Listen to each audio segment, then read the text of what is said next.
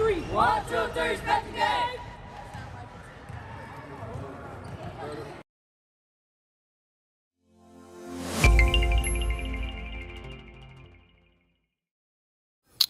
Welcome to ONV, Respect the Game podcast. We're going to get in real quickly. This week we're going to be talking about student athletes with their work ethic and their discipline. That's woo. So real work quick, ethic. how do you guys feel about the student athlete? Do it still exist? I'm going to yield to Ms. Shalante first. So I believe that student athletes exist, and what schools they go to is what really drives into that. Because I feel like they got some schools that leverage being an athlete more than being a student. So I would say that student athletes exist to a certain extent. See? I'm gonna agree with that, but I think it is slowly has faded away. I don't think that there is a true definition of student athletes, because most athletes that go to college now, they go to be athletes. A lot of them don't, that student factor doesn't, factor in. I just think they go to be athletes. Now, I'm not saying that's a majority, but I think that's a total. But I think it's the majority of the concept of going to school now. Well, some of the statistics that I looked up, it's more of an athlete now. Yes. The student athlete is. Would you say that was within this last 5 years, or are you saying like? I would say in the last 10 years. I would say that too. Too. Yeah. So, it's like who is helping our students out to teach them to be student athletes. Right. I know the coaches ain't doing it. They trying to win games. Right. And they got more things on there. Well, everybody's got that mindset that we're going to get paid now, or Yeah, right. So that shifts the atmosphere in general. So, but you still got to get the grades to go to the D1 school. You got to have a 2.3 average. Yes. To go to the next level. Yeah. And if you in high school getting D's and C's, that's not going to cut it. And let's make that clear. That's a cumulative average. Yes. That's not your last semester. No. It looked good. You going? That's through your. That's from freshman all the way to senior. Yeah. That's not like, okay, my senior last semester I'm a shine. Yeah. So no. And I think when we talk about that, I'm gonna go down to you got to look at the levels in which the athletes stop becoming a student, and we got to look at the parents first and foremost. Primarily high school, though. Well, I would say that now, but you got to think about, you got kids 12 and 13 that's on these travel leagues that's traveling 20, 30 weeks out of the year. Basketball, 7-on-7. Was it not travel leagues back in? It was not that extensive. Like this. Not like the AAU travel teams now. Yeah. It's ridiculous. Yeah. So I got a 12-year-old that is about, he hit his first growth spurt. Now he about 6 foot, and he real good at what he doing. Nice. I got him on all these travel leagues, and every Friday we leaving, because our tournament starts Saturday. Every Friday we leaving, so that means he's missing sometimes out of school. Yeah. So I think it gets to a point where they start so early that the parents have taken the student out of the athletes in some equations. I know, well, we'll get them on the bus, we'll do this, but it doesn't always happen like that. You especially now, and you talk about now, there's NIL, there's press junkets. Everybody is in front of a camera because almost every game is filmed somewhere in some form. So everybody's you got interviews, got these press junkets. So you got the marketability of the person that you have versus having, anything else. So if he's marketable, why am I worried about him or her going to school? So I'm going to go negative on That's this. self. Yeah, I'm going to go negative on this. Okay. Mm-hmm. The coaches don't care what you do in classes. As long as you get that D and you're passing, All you got to do is pass time. We had to have a C average at that's one long point. gone. It depends on how big the school is. Because when I was Do in it matter? college- I mean, I'm talking about high school now. I mean, do it matter? You know, we because not got a winning record, I think it should matter because we ain't winning anyways. We got him over here. He our best player, but we still.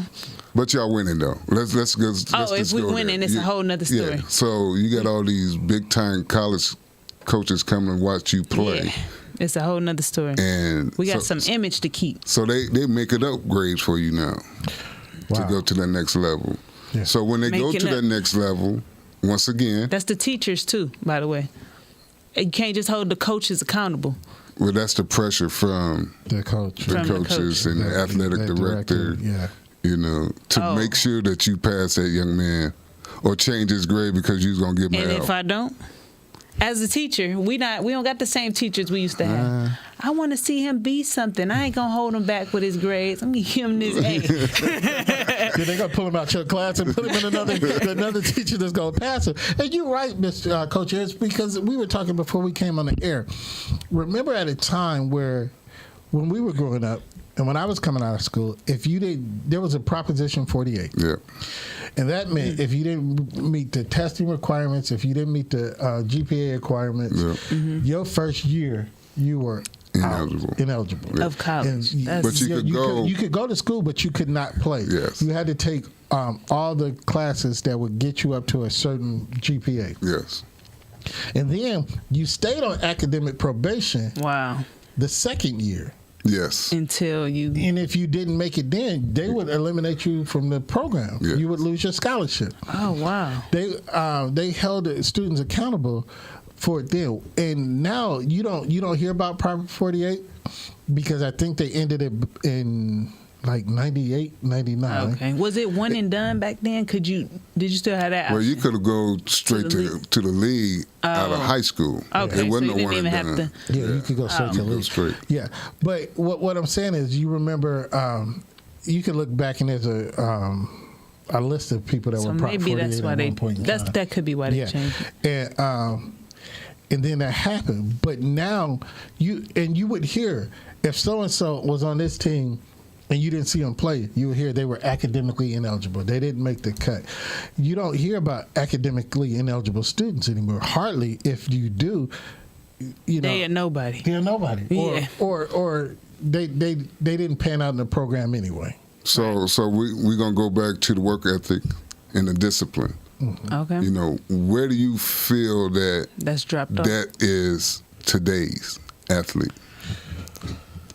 Well, I think, and again, you got to go way back because most of your habits, studying and discipline comes from your background. Younger age. Younger yeah. age. You know, if I don't make you as a parent, as a coach, as a teacher, read, follow through. You know, if you give me a half done assignment, I'm not giving you full credit. I remember in college where, and I was just talking to somebody about this in college. This real life. You could do half of it. You didn't get credit because you didn't do the assignment. Now you got participation points. Yeah.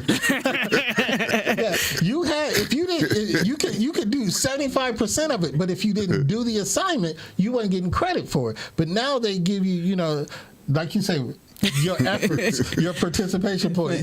You get points for trying. Them you know. count. That give me a C.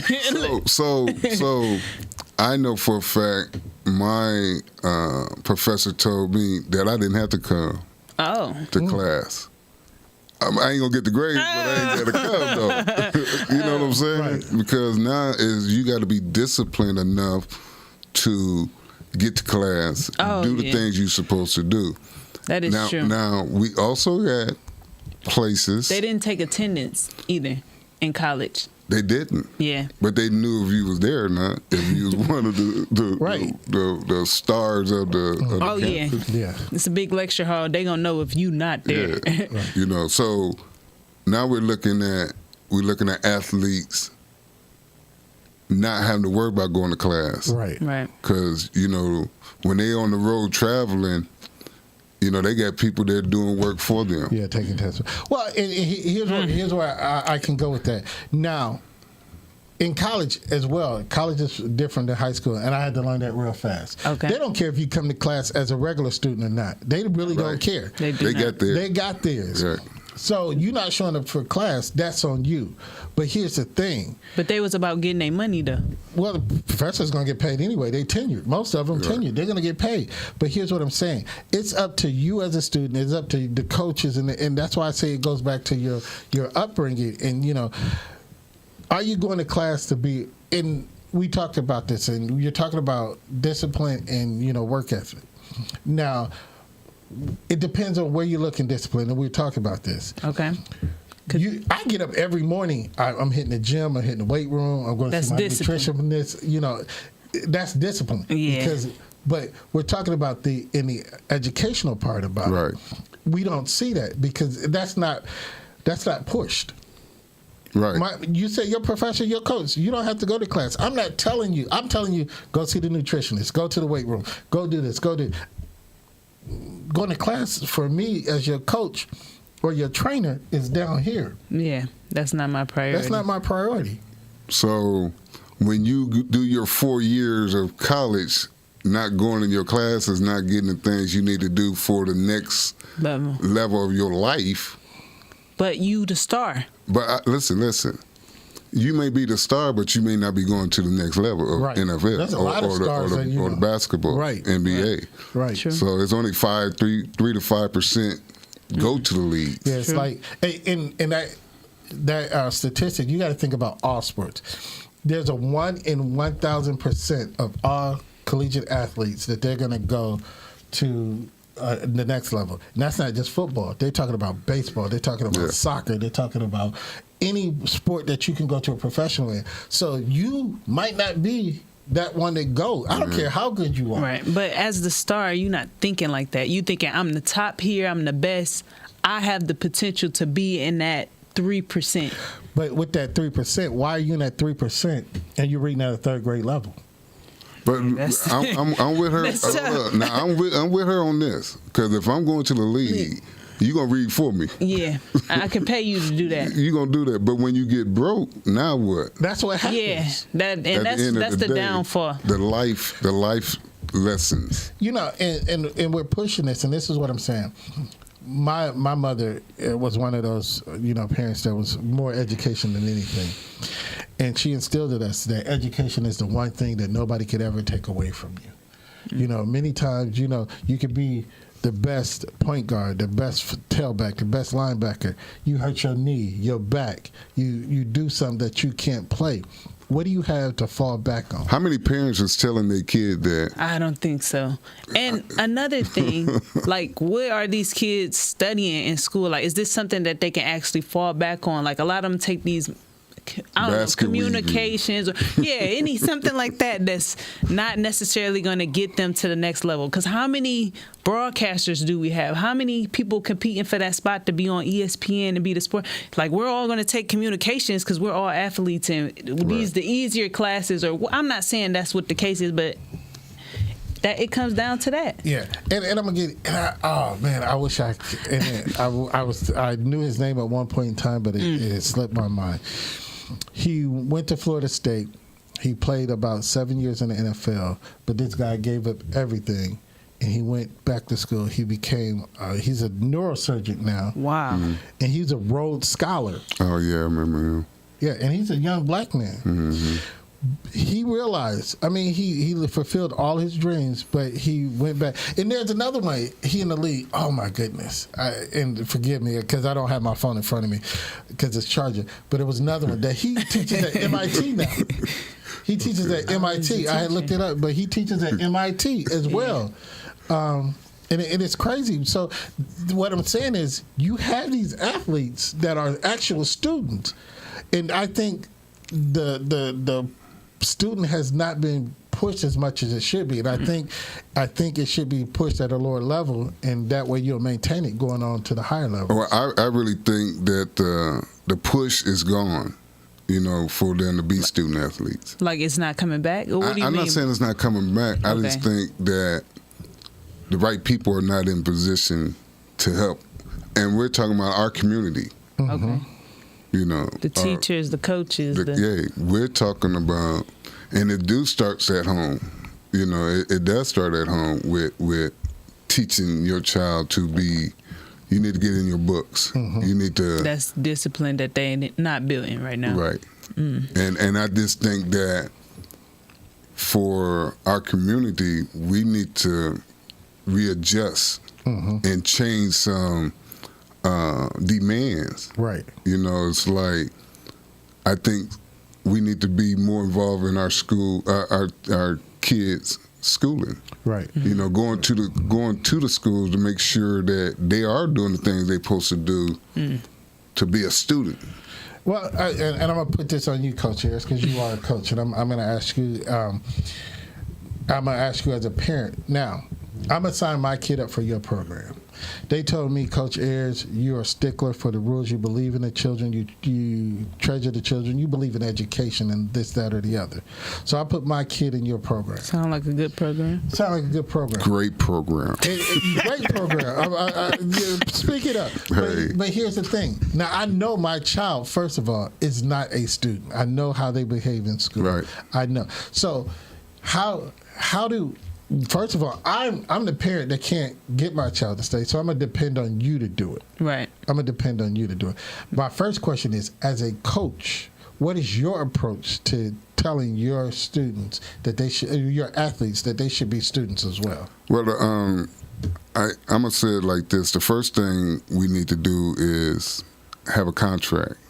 Contract. So you can read it, understand it, and then we had to go by it. That's the code of conduct? Code of conduct. Okay, yeah, yes. Contract. When it's telling you have to have certain grades, you got to be in attendance. Okay. You had to be in the front of the class and not in the back of the class. It's just little things that can help you change. And that gives you your work ethic. That gives you your discipline. Right. So when you come as a parent mad at me because I'm not playing your child because he's not fulfilling his obligation with our contract. So what's going to happen? You're going to put your kid from the program, because I know you. Look. I'm going to pull my kid. And that's what, when you said the community, and that's what I was trying to get to understand. Because like I say, when you look at everything, you learn more from your environment than anything else. And your kids are more apt to learn from what you show them than from what you tell them. So if you're that depends on the kid, but yeah. But so once again, you asked me the question. So now it's back on the parent, right, to follow through. Because they got to sign the contract as well. And that was my next question. Okay. They have to sign the contract so they could understand that we got a process here. Yes. We're trying to make a student athlete out of your child to go to the next level, not just for the sports part of it, for yourself, for the discipline for yourself to go to that next level. Because everybody's not going to go to the next level. Right. We want to get you ready for life. Right. Yes. So, the basketball is a tool, or whatever sports it is. It should be. It is a tool. We should create it as a tool. Not a ticket. Not a ticket, and not a win-loss scenario. Right. We're just trying to get you some free education. That's how the jobs is, though. It's based on wins. If you don't win, we fire you, right? So you do everything in your power so we win as a program. And so now it falls back on the coaches being in that same situation. Right. You as a coach, obviously you coach at AAU, it's a little different from school because you don't have that whole program lean on you. See what I'm saying? Well, even when you're doing school, even when you coaching school ball, when I was coaching high school basketball, you had to have a C or above average. That was when I was in school. So when you come in with these D's, and I tell you, you're not going to play until you get your grades up. And he the best player. I don't care. And y'all losing. I don't care. But guess who job at Jeopardy? I don't care. And that's what you know it why? come down You know why to. I don't care? Because I want to make something out of you. That's a good coach. So if people don't see that in that coach, whoever it may be, we're looking at it the wrong way anyway. Right. Right. And I have a question, that, with that, because say like you're not in school sports, so you're an AAU coach, but you know that your kid high school coach. You approach, would it be professional, or would it be right for you to approach that kid's school coach and say, look, you're doing him an injustice. I got him on a contract. Somebody got to be held accountable at some point. So why can't we hold each other accountable if we're both coaches? Why can't you come to me and say, look, you're doing him an injustice. Get him in the classroom. Get him to do something. Are you stepping on his toes at that moment? Yeah. But why? You shouldn't be. I understand, because he got a job to fulfill. Everybody don't think the same. Everybody don't feel the same. Like we say, he has a job. His job is to win. But is it his job to win, or is it to He don't prepare? understand his purpose behind being a coach then. At that moment, if you're saying that's not his job, his purpose is, I need to win and do whatever I need to do to win. But your purpose is, I need to get this kid ready for the next level, because that's what's going to make him a better person. Now, understand what I'm saying, because I want to win too. I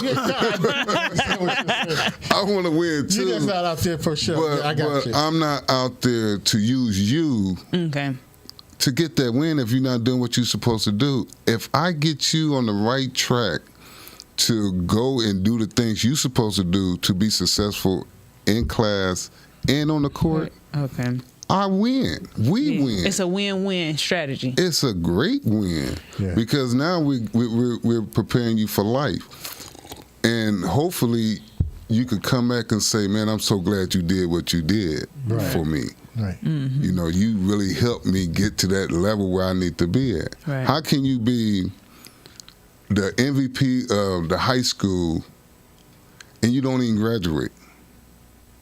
True. Why are you on the basketball team if you can't graduate when you're done with basketball or whatever? Right.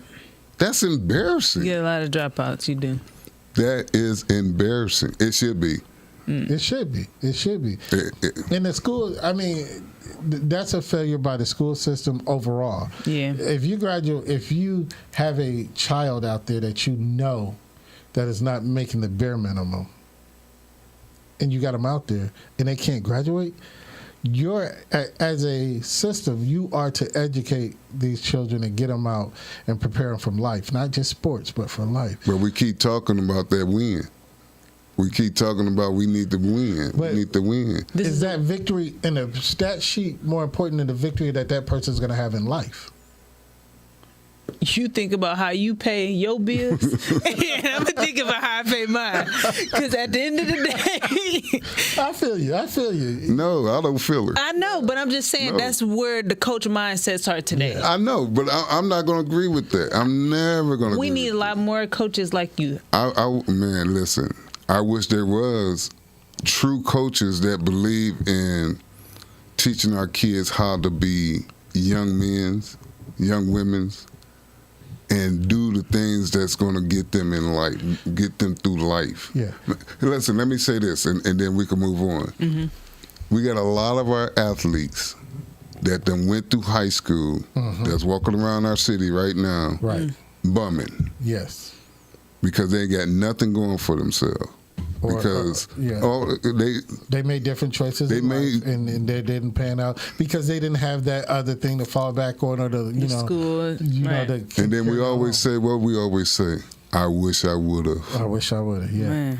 But and then I'm gonna ask this as a general question. So who do we hold accountable? Because again, a child is only going to do what they are shown or taught. Correct. Now, when do we become accountable, and when do we stop just letting them get by? Because I know, and we're not going to name names, but you and I know athletes that got to school, got to college, and they couldn't do it, couldn't read, couldn't do the bare minimum of math. But in high school, it looked like they.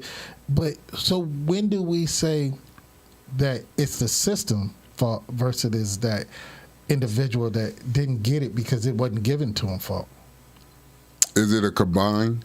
Is it a combination? Yes. Combination? I would say of yes. Everybody? Yes. You know, everybody is to blame. The parent, the coach, the athlete. the athlete. Yep. You know, The structure, the system. And I say this because, and we're going to make it public because it's on Netflix, I think it is. That Johnny Manziel documentary. Yeah. You know, if you see how they just got him by and they just did, nobody was accountable for this young man in his life or anything. He just got by and he was a Heisman Trophy. And what you say, the wins are coming, the money's coming, the glory's coming. It look good. It all looks good. But this man is an epic failure Yes. in all aspects of life because he was not given the discipline. He was not given the Structure. work ethic, the structure or whatever. And you can watch this and you can see this. So when do we think the accountability should come into play for everybody that's surrounding these individuals that's getting in these situations? That started young for him. That should have started young. I believe it did. I mean, you know, he been winning all his life. It wasn't like he just started winning when he went to college. Right. Right. You know, but once again, it's just all of us, the community as a whole. You know, we have to be accountable. We have to get the proper training Oh, to give that good training to the parents, Right. to our coaches who's coaching our kids, to the kids. So it's like we got to make sure that we have pillars that can, you know, form together. Yeah, it And- comes down to the principles, like you saying. Like, what principles are we following here? Like, are we all, you know, following some sort of principle to, you know, with I just think it's just everybody for themselves. I was just sometimes. about to say that. I was just about to say that. Yeah. I really think it becomes where we stop looking at these young people as, you know, marketing tools, commodities, and actually seeing them for people and what they can be. But I think we put too many dollar signs on their chest, on their head, on their back, whatever it is, their feet, running, whatever we do. We are putting dollar signs on them, and we have eliminated a lot of the human aspect of them. We know that they're human, but we don't see it. We see more of a tool to market. We need to start seeing these young people, as first of all, let them be young, and just let them have fun sometimes, and then, you know, I think the dollar has ruined it. I think because high school sports are marketable place. AAU at every level is marketable. Yeah. Every child that plays sports right now is in a marketing piece, and I think that's the what. principle behind it for them, though, to Yeah. make the money. So I just think we need to bring back the student athlete I agree. as a whole and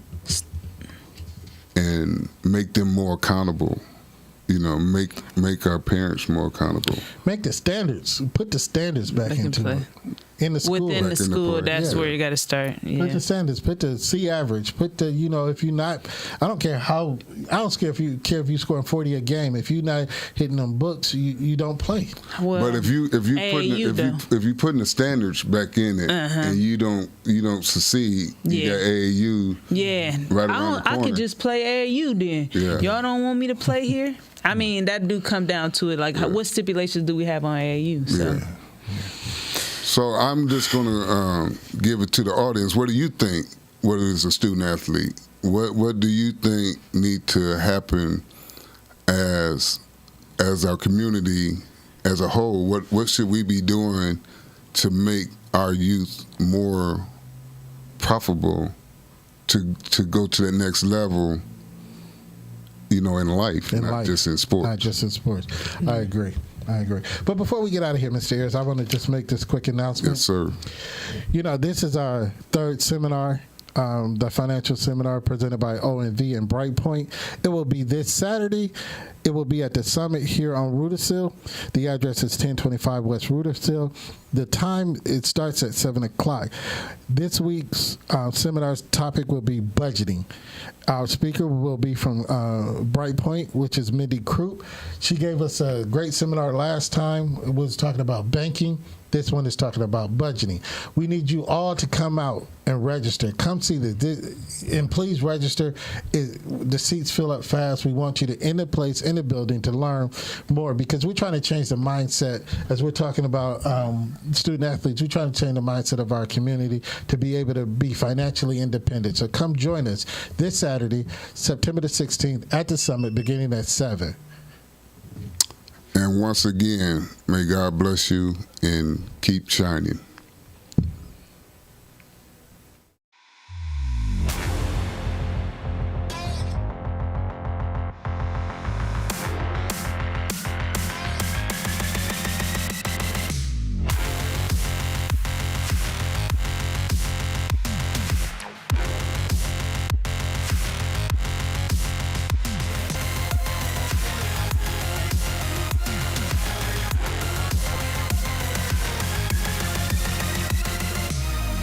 Respect the game on 3. 1, 2, 3, respect the game.